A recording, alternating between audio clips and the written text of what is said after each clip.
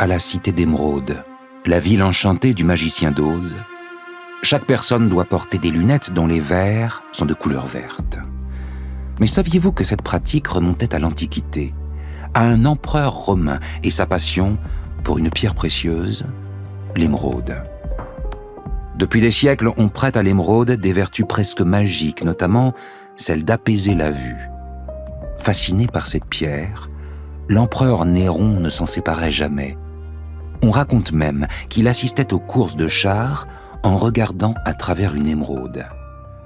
Et aussi étonnant que cela puisse paraître, certains y voient la toute première paire de lunettes de soleil.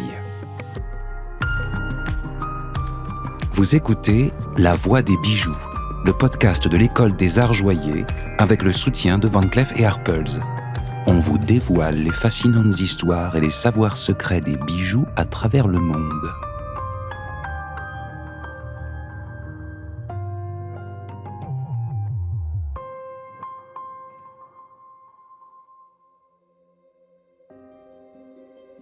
Je suis Flavius, gloire des courses de chars. À Rome, j'ai été l'objet de toutes les ferveurs. Cela ne dura qu'un temps.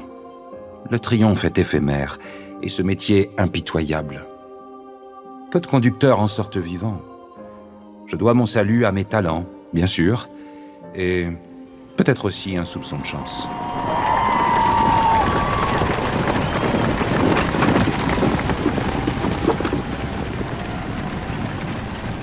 Cela se passait dans le grand cirque, construit autrefois par l'empereur Caligula. Ce jour-là, la fête battait son plein. Avant le début des courses, la piste s'animait d'un grand spectacle. Danseurs costumés, acrobates et musiciens faisaient vibrer l'arène. La ville tout entière était rassemblée dans une ferveur générale.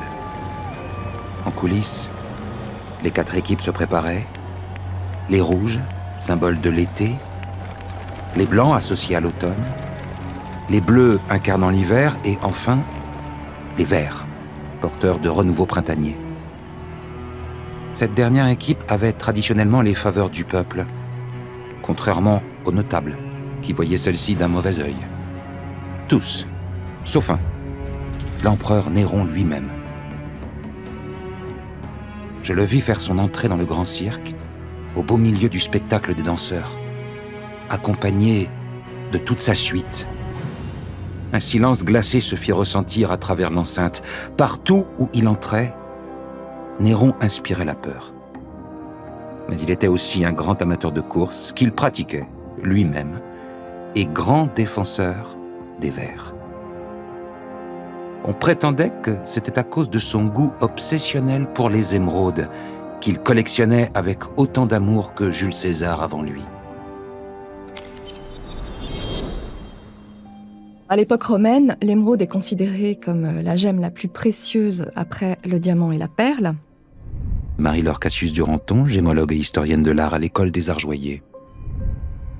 En tout cas, c'est ce que nous dit Pline l'Ancien dans le livre 37 de l'histoire naturelle qu'il consacre aux gemmes.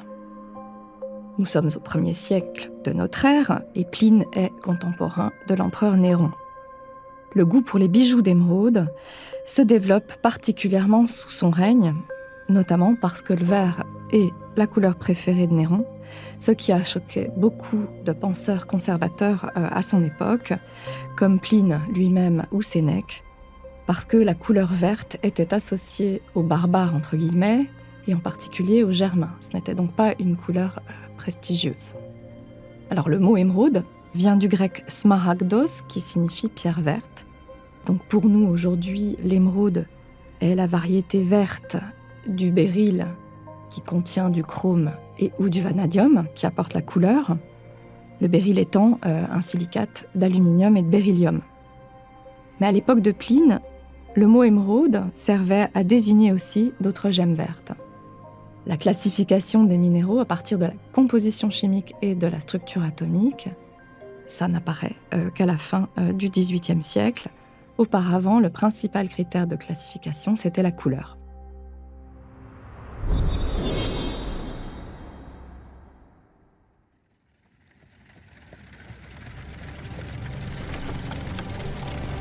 Comme la plupart des coureurs de chars, je suis originaire d'Espagne, et esclave. Ce qui ne m'a pas empêché de devenir la gloire de Rome et le meilleur coureur de l'équipe des Verts. Or, le jour de cette course fatidique, quelque chose clochait. Mes chevaux montraient des signes manifestes de fébrilité. Leurs robes luisaient de sueur avant même le départ. Leurs naseaux tremblaient, leurs sabots frappaient le sol avec une impatience inhabituelle. Mauvais présage, me suis-je dit. Il ne m'en fallut pas plus pour redouter une malveillance. Peut-être même un empoisonnement. La chose était courante. Mais que pouvais-je faire ? Il était trop tard pour changer d'équipage. Mon inquiétude était de plus en plus vive. On disait de la rage de Néron qu'elle était terrible. Son admiration pour les Verts était sans limite. Je savais que ce n'était pas qu'une course que je risquais de perdre.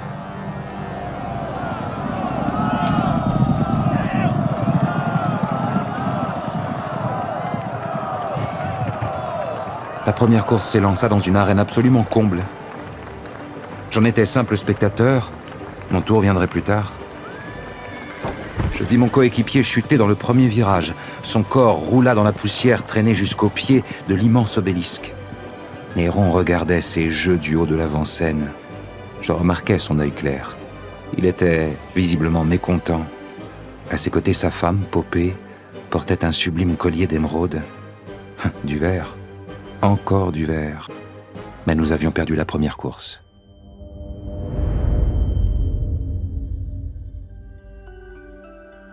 Donc on a retrouvé des bijoux en or et en émeraude, notamment un collier remarquable conservé au musée archéologique de Naples, dans les fouilles de Pontis, à côté de Pompéi, là où Popée, l'une des épouses de Néron, avait une villa. Les émeraudes de ce collier ont été analysées scientifiquement en 2006 et les résultats ont montré qu'elles correspondent aux caractéristiques des gisements égyptiens et ou autrichiens. Malgré le prix exorbitant des émeraudes à cette époque, comme le souligne Pline, on retrouve ce type de bijoux dans toutes les régions de l'Empire romain, de la Grande-Bretagne à la mer Caspienne, incluant tout le bassin méditerranéen. Ces bijoux caractéristiques, dans lesquels les émeraudes sont utilisées dans leur forme naturelle, juste percées dans la longueur, sont représentés notamment dans les portraits du Fayoum en Égypte. On a retrouvé en France des bijoux de ce type lors de campagnes de fouilles archéologiques ou par hasard lors de travaux. Et à Lyon, par exemple, au musée gallo-romain, on conserve 2 très belles collections de bijoux gallo-romains avec des émeraudes.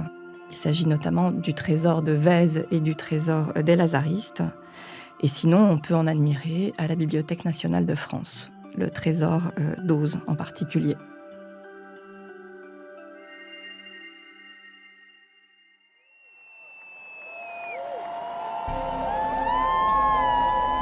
C'était maintenant à mon tour de m'élancer. Les verts et les bleus étaient au coude à coude. Notre chance de victoire reposait sur cette dernière course.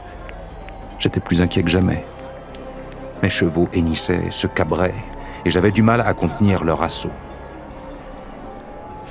Au moment du départ, l'un d'entre eux se blessa.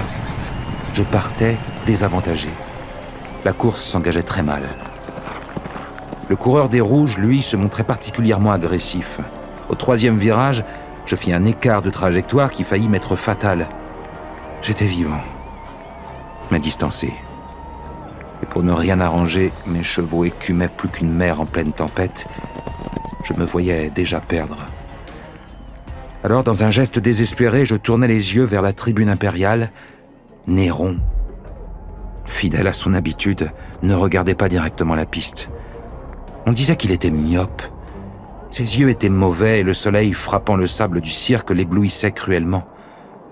Il avait pris l'habitude, pour reposer sa vue, et sans doute pour mieux discerner les formes, d'observer les courses à travers une émeraude. On racontait que cette pierre apaisait les yeux. Je vis briller les reflets verts dans la lumière. Tout vert. Je vis un signe, une marque du ciel, un remède à ma peur. Je me redressai et repris courage.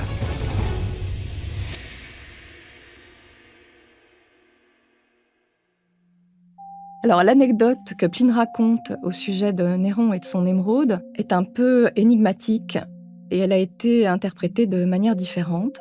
Selon moi, l'interprétation la plus convaincante, c'est celle proposée par Michel Pastoureau dans Vers, Histoire d'une couleur, parce qu'il reconnecte en fait cette anecdote avec les conceptions médicales de l'époque. À l'époque romaine, et cela jusqu'à l'avènement de la médecine moderne, on croit en fait dans les propriétés apaisantes des émeraudes pour la vue en particulier. À l'époque romaine, on fabrique des baumes oculaires avec de la poudre d'émeraude qui est censée apaiser la vue, soigner tout ce qui est maux ophtalmiques. Dans les textes, on voit aussi la mention de tout simplement contempler, en fait, regarder une émeraude ou une gemme de couleur verte parce que le vert est censé être une couleur apaisante pour les yeux.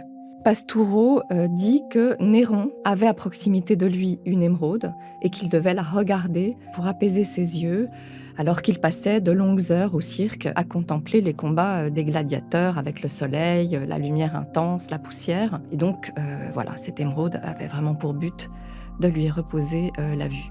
Cette croyance dans les vertus apaisantes des émeraudes et de la couleur verte en général a perduré et reste inscrite finalement quand même dans notre imaginaire collectif parce que les premières lunettes de soleil créées à Venise au XVIIIe siècle, eh bien, elles ont été fabriquées avec des verres de couleur verte.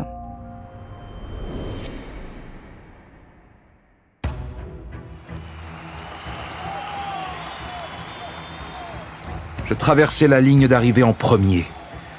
Le public était en extase. Là-haut, dans sa loge, Néron s'était levé, le bras tendu en l'air. Lui, l'empereur violent, capable de fureur contre sa propre famille, semblait soudain transporté et même agité comme un enfant. D'un geste de la main discret, il me fit venir à lui. J'hésitais entre la fierté et la crainte. Un homme aussi violent est capable du pire. Sa femme Popée me souriait. Je me méfiais d'elle aussi. Arrivé sur l'estrade impériale, je faillis défaillir. La foule entière scandait mon nom. J'avais la vue plongeante sur toute l'assemblée. Néron, lui, restait impassible. Comment lire un visage aussi figé ? J'étais au sommet de Rome, mais à un pas de chuter. Néron me tendit la main. Dans sa paume, je reconnus l'émeraude, celle-là même qui m'avait valu la victoire.